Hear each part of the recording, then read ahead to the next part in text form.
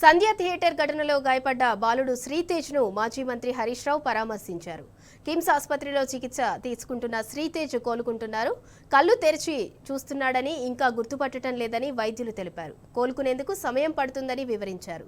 శ్రీతేజ్ ను మాజీ మంత్రులు ఎర్రబెల్లి దయాకర్ రావు, శ్రీనివాస్ గౌడ్, ఎమ్మెల్యేలు వివేకానంద గౌడ్, బండారి లక్ష్మారెడ్డి, ఎమ్మెల్సీ నవీన్ రావు పరామర్శించారు.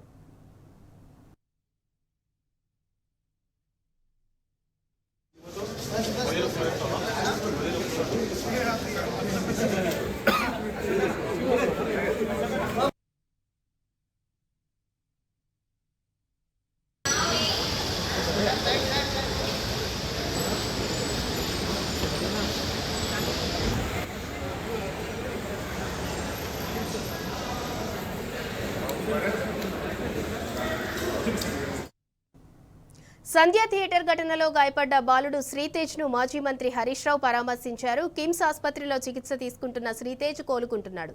కళ్ళు తెరిచి చూస్తున్నాడని ఇంకా గుర్తుపట్టడం లేదని వైద్యులు తెలిపారు.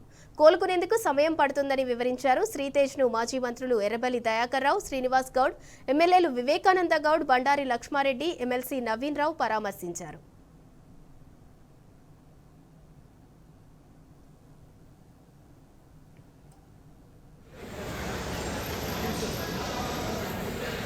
Bueno.